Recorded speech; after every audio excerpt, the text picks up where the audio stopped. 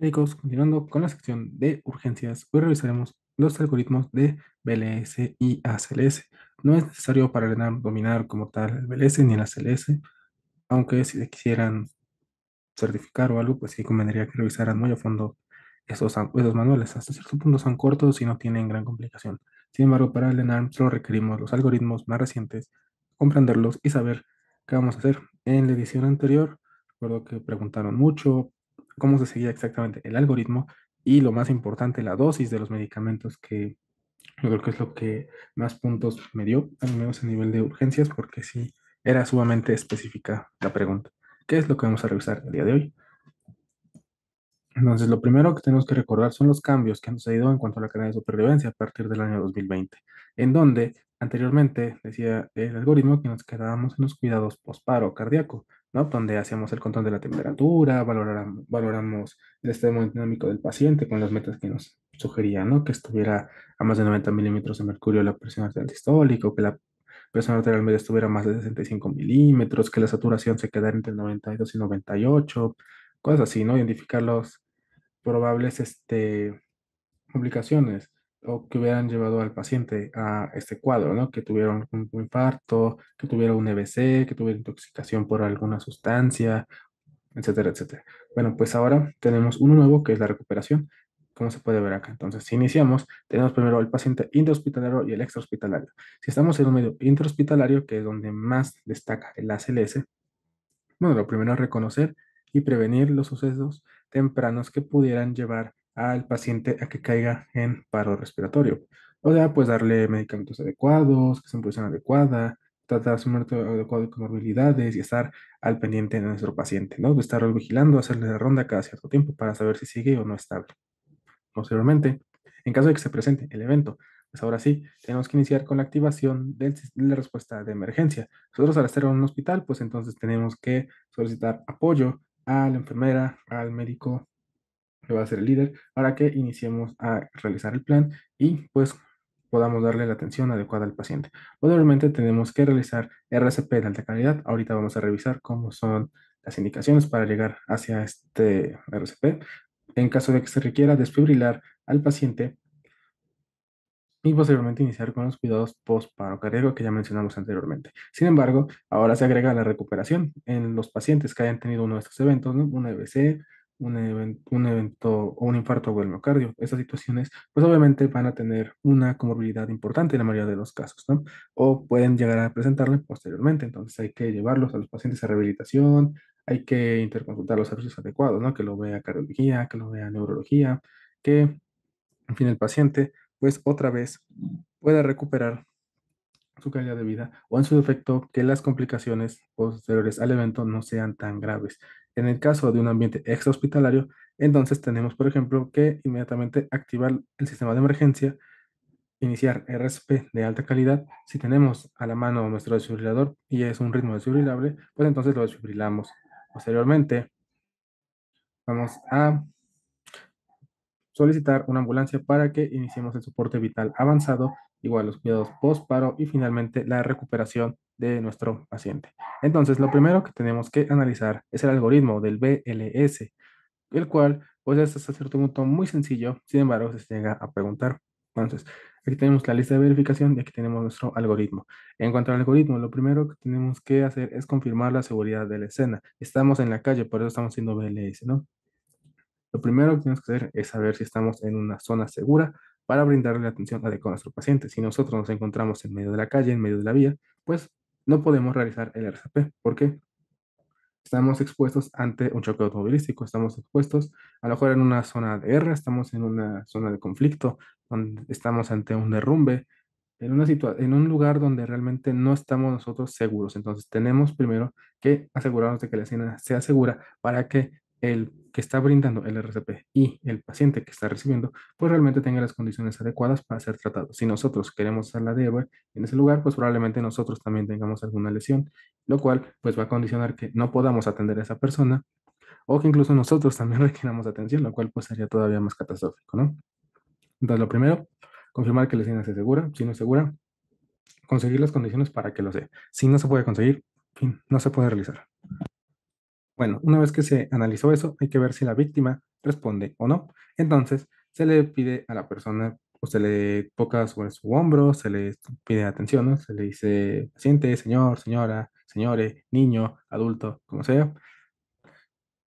que responda a una pregunta. Si la persona no responde, entonces iniciamos, ¿no?, a la cadena de supervivencia. Lo primero que nos dice es pedir ayuda. Siempre tienes que pedir ayuda y nos dice que lo hagas en voz muy, muy alta, que grites solicitando ayuda. ¿Por qué? Vas a necesitar al menos una persona que te releve en caso de que vayas a hacer RCP. Si no, lo primero que va a pasar es que tú te vas a agotar y no vas a poderle dar compresiones adecuadas a la persona. Por lo tanto, pues al final va a morir por no tener una atención adecuada.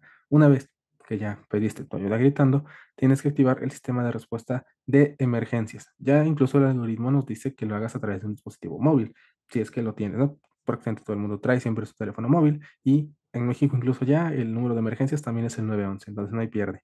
Se hace la llamada al 911 y se solicita el desfibrilador y también se solicita el equipo de emergencias. Una vez que ya saben quién va a atender a la persona y quién va a buscar el DEA, entonces sigue a comprobar si la víctima respira o no. Y para esto, pues, se le tiene que colocar una mano sobre el pecho para ver si efectivamente hay movimiento respiratorio y también, pues, valorar si el paciente tiene pulso o no, ya sea que busques un pulso central o busques un pulso periférico. Y vemos que esto tiene que tomar menos de 10 segundos. Entonces aquí viene lo primero, las primeras variantes, ¿no?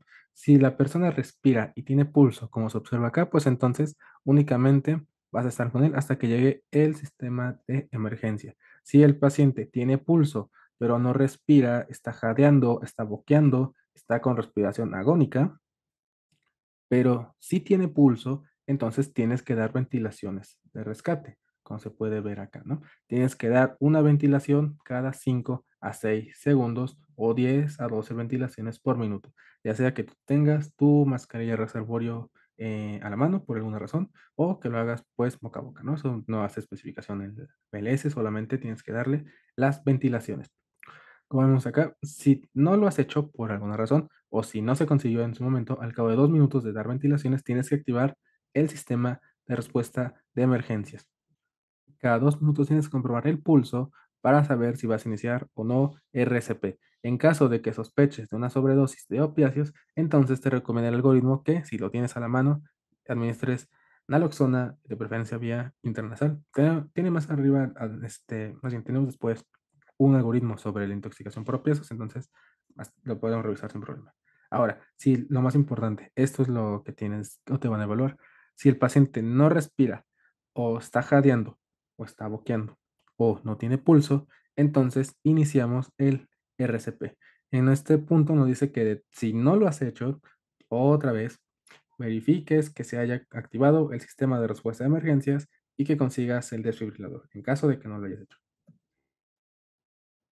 Entonces, inicias RCP y aquí nos dice cómo tienen que ser ese RCP. Tienes que iniciar ciclos y cada ciclo va a incluir 30 compresiones y 2 ventilaciones.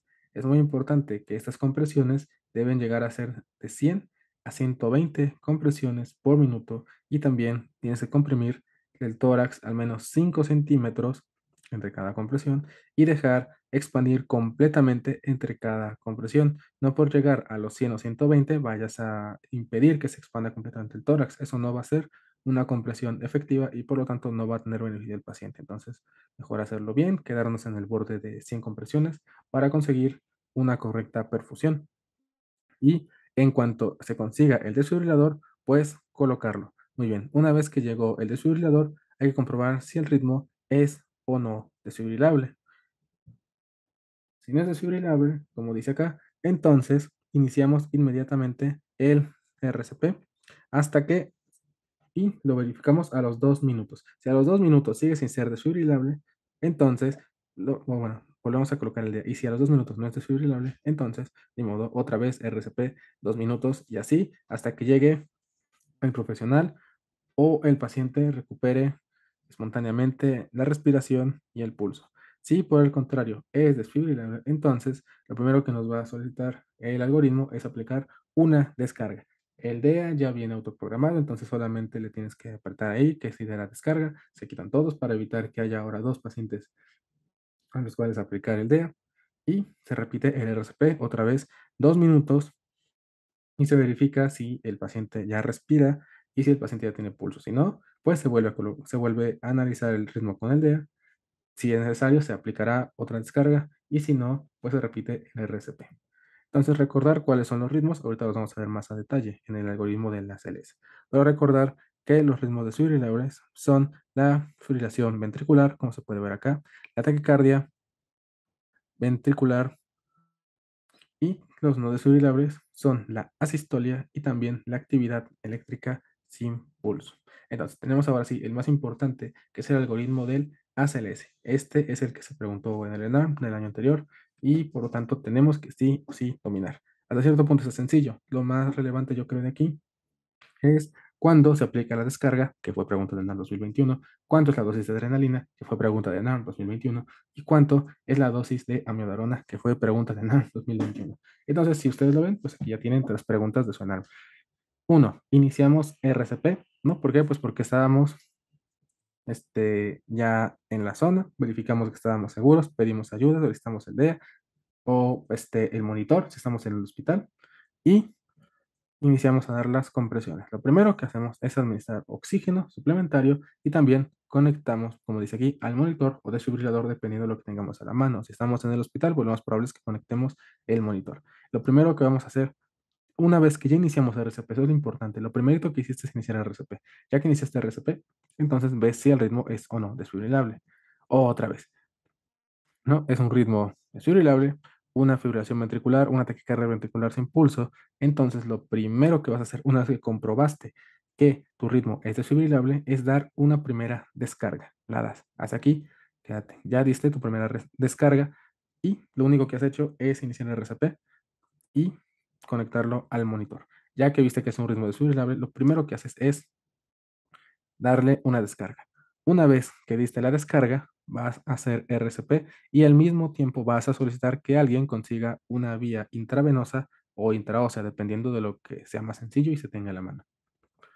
Ya que tienes 2 minutos de RCP, esos son los primeros 2 minutos de RCP, muy importante. Ya tienes tu vía intravenosa, entonces vas a ver si tu paciente tiene un ritmo o no desfibrilable. Todo el algoritmo es dinámico, entonces si este ritmo ya no es desfibrilable, pues te pasas para acá, no lo busques. Si el ritmo sí es desfibrilable, entonces vas a dar tu segunda descarga. Una vez que diste tu segunda descarga, das 2 minutos de RCP. Llevas 4 minutos de RCP. Para este punto es cuando das tu primera dosis de adrenalina, que la dosis es de 1 miligramo y se da cada 3 a 5 minutos. Para este punto, cuando ya diste 2 descargas, cuando ya pasaste tu primera dosis de adrenalina y cuando llevas 4 minutos de RCP, es cuando se considera la posibilidad de manejo avanzado de la vía aérea y también colocación de capnografía. Hasta este punto. Das tu segundo ciclo de RCP, bueno, tus otros 2 minutos de RCP, vuelves a analizar el ritmo. Tu ritmo es desfibrilable, entonces lo que vas a hacer es dar una descarga más, una tercera descarga. Y vas a dar RCP 2 minutos más, lleva 6. Vas a dar amiodarona 300 miligramos y vas a buscar causas reversibles de paro cardíaco. Una vez que ya hiciste eso, vas a regresarte incluso al paso 5, o sea, otros 2 minutos de RCP. Para este punto, pues ya pasaron 4 minutos, entonces puedes dar otra dosis de adrenalina. Otra vez RCP 2 minutos y así hasta que el paciente pues se recupere o hasta que el juicio clínico del médico diga, ¿sabes qué? Es suficiente, ya no lo vamos a recuperar. Ya es más el daño por isquemia cerebral que lo que vaya a recuperar el paciente. Entonces se acaba el algoritmo y el paciente fallece. Pero que es importante otra vez, entonces, tienes un ritmo desfibrilable, ¿no? Fibrilación ventricular, taquicardia ventricular sin pulso. Das la descarga. Si el paciente le das sus 2 minutos de RCP y consigues tu vía intravenosa o intraósea. Una vez que ya hiciste eso, vas a ver si el ritmo es o no desfibrilable. Si sigue siendo desfibrilable, o sea, sigue en fibrilación ventricular o taquicardia ventricular sin pulso, entonces le das otra descarga, das tus 2 minutos más de RCP das tu primera dosis de adrenalina y consideras manejo de la vía aérea. Si a los 2 minutos de RCP sigue siendo un ritmo desfibrilable, das tu tercera descarga y aparte vas a administrar 300 miligramos de amiodarona. Para este punto tienes que buscar causas reversibles que hayan llevado al paciente a paro y si sigue siendo desfibrilable, pues otra vez otra descarga, otra vez adrenalina. Si es desfibrilable a los 2 minutos de RCP, otra descarga, otra vez amiodarona y así indefinidamente. Si por el contrario, desde que tú colocaste el monitor o el desfibrilador, ves que está en asistolia o que está en actividad eléctrica sin pulsos, es un ritmo no desfibrilable, desde el principio inicias con RCP, 2 minutos, consigues también tu acceso intravenoso, pero desde el inicio das tu primera dosis de adrenalina. Entonces, para que vean, si nunca, si tu ritmo no era desfibrilable, no te esperas. Desde el inicio le das su primera dosis de adrenalina y consideras el manejo avanzado de la vía aérea. Si el ritmo es desfibrilable, pues te pasas para acá otra vez y empiezas, ya estarías acá. Entonces, ya sea que si no pasaste adrenalina, pues le pasas adrenalina. Si ya le pasaste adrenalina, pues le pasas amiodarona. Si, por el contrario, sigue siendo un ritmo no desfibrilable, entonces le das ERCP otros 2 minutos y buscas otra vez las causas reversibles. Si el ritmo es desfibrilable, pues entonces otra vez te pasas para acá. Si sigue siendo un ritmo no desfibrilable, entonces hay que valorar que si no existe como que signos de retorno de circulación espontánea, pues continuamos con RCP cada 2 minutos hasta juicio clínico de que es suficiente y se debe dejar al paciente fallecer. Si se recupera la circulación espontánea en cualquier momento, pues entonces nos vamos a los cuidados postparo cardíaco. Entonces, eso es lo más importante. Aquí tenemos como prácticamente un resumencito de lo que se tiene que hacer como lista de verificación en este tipo de pacientes para que lo estudien, lo repasen, lo analicen, lo recen antes de irse a la cama antes, a partir de ese momento, cada que vayan a empezar a estudiar, revisen ese algoritmo, repítanlo una, dos y tres veces para que se lo aprendan, porque 4 preguntas del ENARM vinieron nada más de este pequeño algoritmo. Una vez que ya hicimos eso, tenemos un esquema circular que nos va a hablar de puntos como más específicos, quizá, que podemos utilizar de repaso, ¿no? Es el algoritmo circular de la ACLS, donde nos dice que eso es un ciclo de 2 minutos de RCP prácticamente. Todo lo que vamos a hacer y todo lo que tenemos que verificar, pero a detalle. Entonces, iniciamos RCP, administramos oxígeno y conectamos al paciente al monitor o al desfibrilador. Otra vez, lo primerito que vamos a hacer, verificar el ritmo. En caso de que sea un ritmo desfibrilable, fibrilación ventricular, taquicardia ventricular sin pulso, damos la descarga. Iniciamos el RCP, continuo, vemos que sea un RCP de calidad y continuamos con el RCP. Aquí nos vienen los medicamentos otra vez. Lo primero, acceso intravenoso, intraóseo, adrenalina, 1 miligramo cada 3 a 5 minutos, amiodarona para fibrilación ventricular, taquicardia ventricular sin pulso. Si hemos fracasado la primera descarga, pues consideramos posibilidad de dispositivo avanzado para la vía aérea y tratamos las causas reversibles. ¿Cuáles son las condiciones que debemos cumplir para tener un RCP de calidad? Comprimir fuerte al menos 5 centímetros, ¿no? Tiene que ser la compresión y aparte tiene que ser a una velocidad de 100 a 120 compresiones por minuto, así como permitir la expansión torácica completa. Reducir al mínimo la interrupción en la compresión, o sea, cuando tú des tus 2 minutos de compresiones, que inmediatamente hay otra persona disponible para continuar las compresiones, no que terminas y se empiezan a preguntar entre cada quien cuál es el siguiente, cuál es el siguiente, cuál es el siguiente, y en esto vamos perdiendo 5, 10, 15 segundos, que pues el paciente realmente va a estar en hipoxia. Entonces, por eso es importante reducir al mínimo las interrupciones en las compresiones. Evitar una ventilación excesiva, por eso son este, una cada 6 segundos o al menos 10 en un minuto, no querer de estar ahí amuseando indefinidamente. También cambiar el compresor cada 2 minutos o cambiarlo antes si este se agota. Es válido, no tiene caso que estemos dando compresiones inefectivas. Sí, simplemente estamos agotados. Es mejor para el paciente que haya alguien que sí lo pueda realizar a que estemos tratando de ser héroes y simplemente el paciente fallezca por nuestras acciones. Si no se usa un dispositivo avanzado de la vía aérea, entonces continuar con la relación compresión-ventilación 30 por 2, ¿no? 30 por 2, 30 por 2, 30 compresiones, 2 ventilaciones, 30 compresiones, 2 ventilaciones. Ríquenlo muchas veces para que se lo aprendan. Capnografía cuantitativa, donde nos dice que en caso de que ya iniciemos con un dispositivo avanzado de la vía aérea y tengamos el capnógrafo, la PET-CO2, la fracción de eyección de CO2, tiene que ser mayor de 20 milímetros de mercurio. Eso para que sea una RCP efectiva. Si nuestra PET-CO2 es menor de 10 mililitros de mercurio, entonces quiere decir que nuestro RCP no es de calidad y debemos mejorar nuestras compresiones. Y en caso de que la presión diastólica sea menor de 20 milímetros de mercurio, igual nos recomiendan mejorar la calidad del RCP. Y por lo mismo, pues aquí nos habla de que la presión diastólica, en caso de que se esté monitorizando, tiene que ser mayor de 20 milímetros de mercurio. En cuanto a la energía de descarga para la desfibrilación, también se llega a preguntar si es un desfibrilador de tipo bifásico, tenemos que seguir las recomendaciones del fabricante, aunque nos dice que la dosis inicial de todos modos va de 120 a 200 joules. Y si no conocemos cuál es la recomendación de la dosis del fabricante, pues que le pongamos al valor máximo disponible. No hay problema. En caso de que estemos ante una segunda y una tercera descarga, pues se puede considerar la administración del valor máximo de todos modos. Si estamos ante un desfibrilador monofásico, pues entonces la dosis es directamente de 360 joules. Aquí nos dice la dosis de adrenalina y de amiodarona. Otra vez, apréndanselo porque esto fue pregunta en el 2021. Dosis de adrenalina, 1 miligramo cada 3 a 5 minutos. Y recuerda que la adrenalina se aplica a partir de la segunda descarga. Y la dosis de amiodarona, la primera dosis es el bolo de 300 miligramos y se aplica en la tercera descarga y dosis posteriores únicamente en bolo de 150 miligramos. En cuanto al dispositivo avanzado de la vía aérea, nos recomienda intubación endotraqueal o si no está disponible o no tenemos la capacidad para realizarlo o tenemos ventilador a la mano, pues con dispositivo supraglótico avanzado para la vía aérea.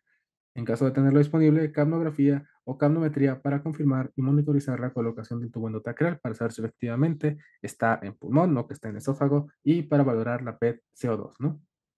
Una vez colocar el dispositivo avanzado de la vía aérea, administrar una ventilación cada 6 segundos, como vemos acá, 10 ventilaciones por minuto con compresiones torácicas continuas. O sea que aquí ya no vamos a depender de dar 30 compresiones, 2 ventilaciones. 30 compresiones, 2 ventilaciones. Ya son asincrónicas, ya son independientes. Entonces está una persona ahí ventilando o colocando directamente al ventilador y entonces tú vas a continuar con tus compresiones de forma indefinida por 2 minutos y a los 2 minutos te relevan y así indefinidamente, hasta que el paciente pues recupere la circulación o en su defecto pues recupere se decida por terminado el RCP.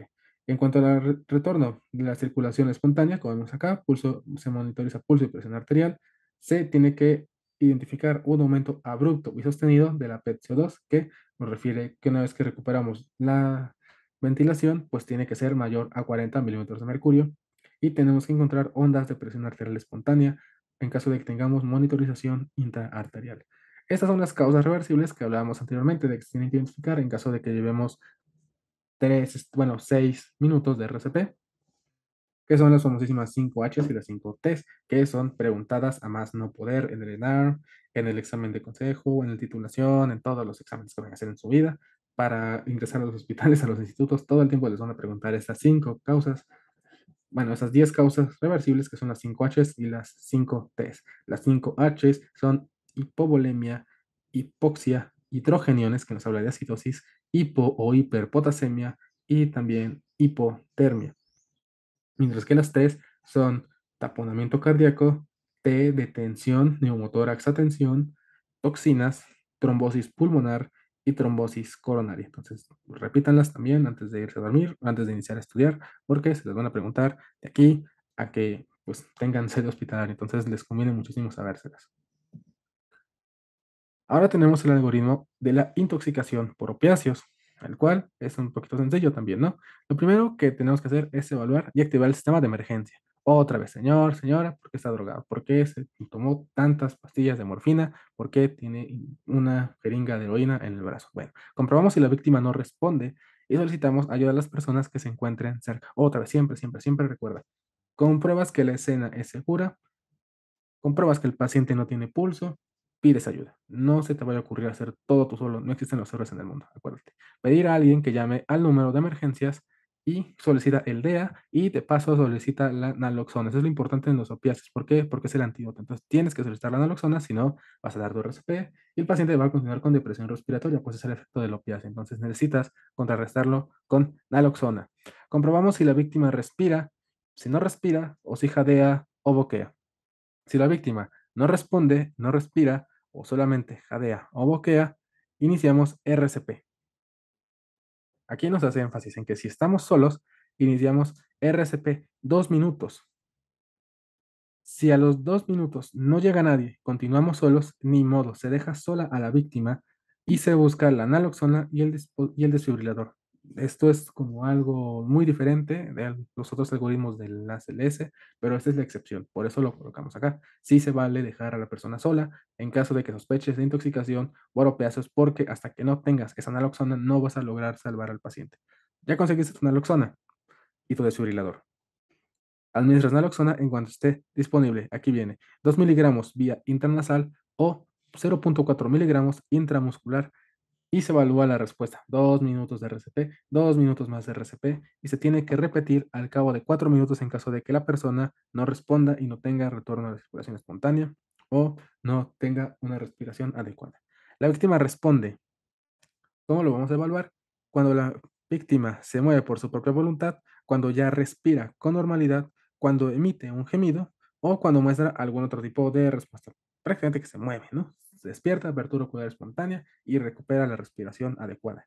Entonces, en caso de que sí, estimular y reevaluar. Vamos a ver, vamos a comprobar que la víctima responda y respira hasta que llegue a distancia avanzada. ¿Por qué? Pues porque la naloxona tiene tiempo de vida corto, entonces probablemente se vuelva a dormir hasta que no le esté monitorizado adecuadamente. Si la víctima deja de responder otra vez porque se acabó el efecto de la naloxona, pues iniciamos RCP 2 minutos y repetimos administración de naloxona. Si no responde a pesar de nuestra dosis de naloxona, entonces continuamos con RCP y utilizamos un DEA en cuanto este esté disponible. Si el paciente entra en paro, pues nos regresamos al algoritmo de la ACLS. Si se recupera, entonces ahora sí, otra vez estimulamos y revaluamos para los cuidados postparo del paciente. En el caso de la embarazada, igual tiene sus indicaciones y sus pequeños detalles. Entonces, paciente embarazada cae en paro. Muy bien. Entonces, continuamos con soporte vital básico y avanzado. Hacemos RCP de alta calidad, desfibrilación, si está indicada, de acuerdo a lo que hayamos realizado anteriormente. No es un ritmo desfibrilador, taquicardia ventricular sin pulso o fibrilación ventricular. Y en caso de que se requiera, pasaremos nuestra dosis de adrenalina, 1 miligramo, cada 3 a 5 minutos, nuestra dosis de amiodarona, 300 miligramos al inicio y después 150. Activamos el equipo de paro cardíaco en mujeres embarazadas. Vamos a valorar la etiología del paro cardíaco y lo primero hay que valorar intervenciones en la madre y observaciones obstétricas. Pregunta de NAR 2021. ¿Qué se hace? Realizamos manejo avanzado de la vía aérea con administración de oxígeno al 100%, evitando otra vez el barotrauma por exceso de ventilación. La colocación de la vía intravenosa nos refiere que tiene que ser arriba del diafragma, o sea que si en los brazos prácticamente te quiere decir, ¿no? Que no le pongas catéter femoral.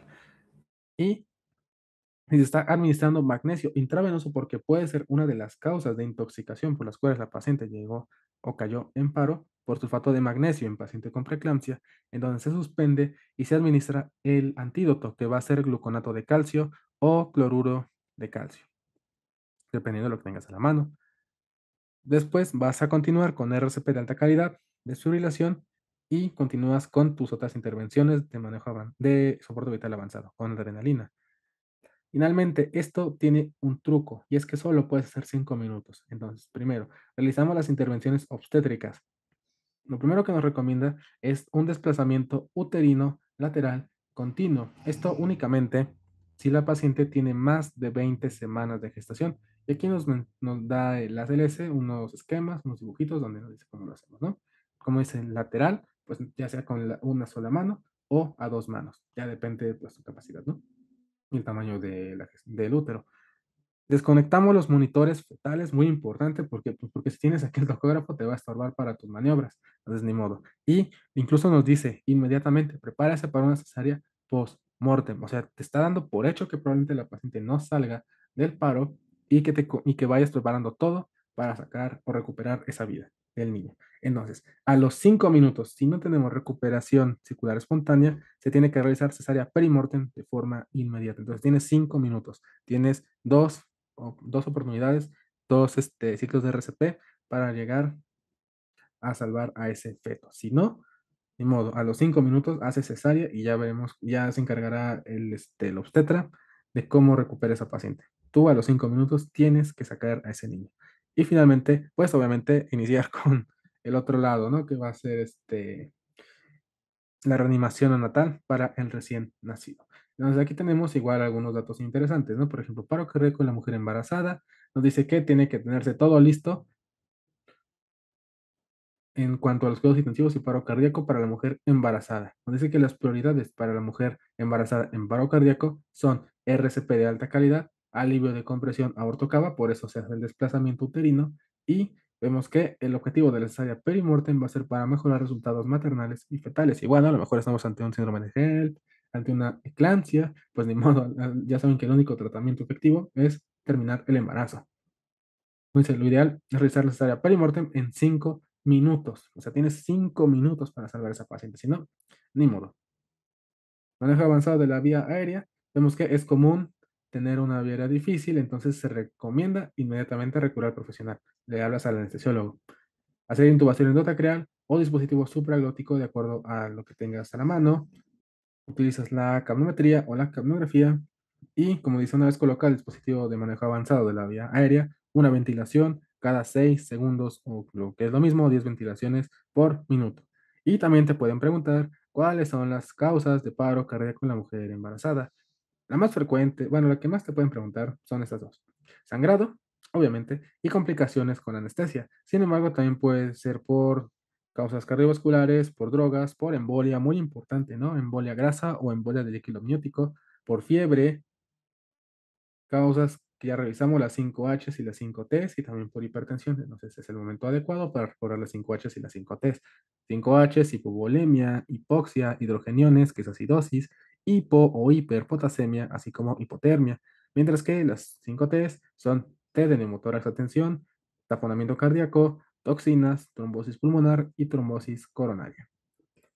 En cuanto a la bradicardia con pulso, tenemos este pequeño algoritmo que también es importante recordar. Lo primero es ver si efectivamente estamos ante una bradicardia, o sea, cuando tenemos menos de 50 latidos por minuto, pero importante, esto no se vale por monitor porque luego fallan. Tienes que ser tu médico, tiene que confirmar que tienes menos de 50 latidos por minuto. Muy bien, una vez que hicimos eso, vamos a identificar y tratar la causa subyacente. Las causas que nos marca el ACLS son infarto al miocardio o isquemia miocárdica, intoxicación por medicamentos como puede ser bloqueadores de canales de calcio, beta bloqueadores o por digoxina, por hipoxia y también por desequilibrio hidroelectrolítico, el más frecuente hipercalemia, ¿no? Por el bloqueo que va generando. Entonces, ya que tenemos una bradicardia confirmada y tenemos nuestra sospecha de cuál ha sido la causa, lo primero es mantener la vía aérea permeable y ayudar en la ventilación según sea necesario, oxígeno en caso de que detectemos que la causa fue por hipoxemia, monitor cardíaco para identificar el ritmo, monitorizar la presión arterial, así como oximetría, tener acceso intravenoso en caso de que no lo tengamos y en caso de que esté disponible, hacer o solicitar un electrocardiograma de 12 derivaciones para ver si efectivamente no es que el paciente esté infartando o algo así. Pero nos refiere que esto no puede retrasar la terapia. Sí, voy a tardar más en tener el electrocardiograma que en iniciar los siguientes pasos del algoritmo, ni modo, se queda pendiente. Entonces, la de arritmia persistente, hay que ver estas 5 preguntas que nos van a hablar de inestabilidad hemodinámica. Y es muy importante que también se la sepan porque en cuanto tú detectes una sola de estas en tu caso clínico, inmediatamente vas a dar el medicamento. Si no, entonces puedes monitorizar y observar. Entonces, tienes que preguntar o buscar en tu caso clínico de tu paciente. ¿Está hipotenso? ¿Tiene alteraciones del estado mental de forma aguda? ¿Tiene signos de choque? ¿Tiene dolor torácico o consideras que tiene molestia torácica isquémica? ¿O el paciente tiene datos de insuficiencia cardíaca aguda? Si sí las tiene, entonces tienes que dar atropina, una dosis. Primera dosis, aquí viene bolo de 0.5 miligramos y se tiene que repetir cada 3 a 5 minutos hasta llegar a los 3 miligramos. Si la atropina no funciona, tienes tres opciones. electroestimulación cardíaca transcutánea, dopamina o adrenalina. Dosis de dopamina, vemos acá, dosis de 2 a 20 microgramos sobre kilo minuto y ajustamos en función de la respuesta del paciente. Si el paciente recupera, pues disminuimos la dosis de forma lenta. Y si no funciona la atropina y no, también puedes utilizar la adrenalina, dosis 2 a 10 microgramos por minuto y titular según respuesta del paciente. En caso de que no funcione, entonces consultarás al experto, o sea, al cardiólogo, y también solicitas marcapasos percutáneo transvenoso en caso de que no se consiga mejorar esa hambre de arritmia, porque a lo mejor lo que está teniendo es un bloqueo. Muy bien, entonces, otra vez, menos de 50 latidos por minuto, identifica las causas. Probablemente tiene un infarto, probablemente tiene intoxicación por bloqueador de canal de calcio, por digoxina beta bloqueador, probablemente tenga hipoxia, probablemente tenga hipercalemia. De todos modos, mantenemos vía aérea permeable, oxígeno, monitorizamos, tenemos acceso IV y también solicitamos electrocardiograma de 12 derivaciones. Le preguntamos al paciente estas 5 preguntas que son esenciales para ver si está o no inestable. ¿Tiene hipotensión? ¿Tiene alteración del estado mental? ¿Tiene signos de choque? ¿Tiene molestia torácica isquémica? ¿O tiene insuficiencia cardíaca aguda? Si sí, iniciamos con atropina. Tu primer bolo, 0.5 miligramos. Y hasta máximo 3 miligramos. Si no funciona, puedes dar electroestimulación cardíaca, dopamina, dosis de 2 a 20 microgramos kilo minuto, o adrenalina, dosis de 2 a 10 microgramos kilo minuto. Así, 2 10 microgramos por minuto, nada más. Y si no funciona, pues consultas al cardiólogo para ver si le colocan o no un marcapasos o qué más pueden hacer por ese paciente. En cuanto a la taquicardia con pulso, otra vez tenemos que evaluar si la frecuencia cardíaca es mayor de 150 latidos por minuto para confirmar que sí o no tenemos taquiarritmia. Entonces, vamos a identificar y tratar la causa subyacente. Ya que identificamos, otra vez, mantenemos vía aérea permeable, oxígeno si tenemos hipoxemia, así como monitor cardíaco para identificar ritmo, que nos va a servir más adelante, monitorizar la presión arterial y también la oximetría. Mismas 5 preguntas que le realizamos al paciente con bradicardia. ¿Está hipotenso? ¿Tiene alteración del estado mental? ¿Tiene choque? ¿Tiene molestia torácica o isquémica? ¿O tiene insuficiencia cardíaca aguda? Si nos da positivo a cualquiera de estas, entonces damos cardioversión sincronizada. Ahorita vemos la dosis. Recuerda que para la cardioversión, si el paciente está consciente, tienes que sedar al paciente. Si no, pues va a generarle muchísimo dolor y eso también puede generar una respuesta que te condicione morbilidad en tu paciente. Si existe complejo, regular, estrecho, entonces consideras la administración de adenosina. Ahorita lo vemos. Si el paciente no está inestable directamente, entonces puedes ver el electrocardiograma o en el monitor si el QRS está ancho, si está de más de 0.2 segundos o más de 3 cuadritos, ¿no? Si sí, entonces vas a colocar acceso IV, electrocardiograma de 12 derivaciones para ver bien qué está pasando ahí. Considerar administración de adenosina si tienes un ritmo regular y si es monomórfico, si tienes taquicardia monomórfica y considerar infusión de antirrítmicos y también la posibilidad de consultar a un experto. Si el QRS es estrecho, entonces acceso IV y das maniobras vagales. Esa es la diferencia. QRS estrecho, das adenosina. QRS, más bien, QRS ancho, das adenosina. QRS estrecho, maniobras vagales. Otra vez. QRS ancho, adenosina. QRS estrecho, maniobras vagales. Si no funciona, puedes dar adenosina, puedes dar beta bloqueante o calcio antagonista y también consultar a un experto. Eso es lo más importante otra vez. Si el paciente tiene datos de inestabilidad, cardioversión. Si el paciente no está inestable, vas a verificar el QRS. QRS ancho, adenosina. QRS estrecho, maniobras vagales. Aquí tenemos las dosis de la cardioversión, donde vemos, ahorita lo revisamos más adelante, pero de todas formas, un, una taquiarritmia de complejo estrecho regular, el complejo QRS estrecho con ritmo regular, le vamos a dar una dosis de 50 a 100 joules. Si es un QRS estrecho y es irregular, 100 a 200 joules en bifásica o 200 joules en monofásica. Si es un complejo QRS ancho y es regular, 100 joules. Si es irregular, se da dosis de desfibrilación no sincronizada. Dosis de adenosina, recuerda que el bolo IV es de 6 miligramos seguido de un bolo de solución salina. Y la segunda dosis, en caso de que requieras, 12 miligramos. Pregunta de NARM. Y también infusiones antiarrítmicas para taquicardia con QRS ancho que esté estable, que era la que nos venía acá, ¿no? Tenemos de procainamida, se da de 20 a 50 miligramos por minuto hasta supresión de la arritmia. Sin embargo, puede causar hipotensión, ensanchamiento del QRS. En función de mantenimiento, 1 o 4 miligramos minuto. Y recuerda evitar la procainamida cuando tengamos coto prolongado o insuficiencia cardíaca. Amiodarona, 150 miligramos durante 10 minutos de primera dosis y repetir si fuera necesario o si reaparece la taquicardia ventricular. Y seguimos con infusión de mantenimiento 1 miligramo minuto durante las 6 primeras horas. Si lo tenemos disponible o si te ven en tu caso clínico, puedes dar sotalol 100 miligramos 5 minutos y evitar si existe QT prolongado. Entonces, aquí es lo que les contaba. Esa es como la última parte que nos viene de importancia, por lo menos, para el ACLS en cuanto a ENAR, donde nos va a hablar de los ritmos, los trazos y cuál es la dosis que le corresponde para su desfibrilación en su cardioversión. Entonces,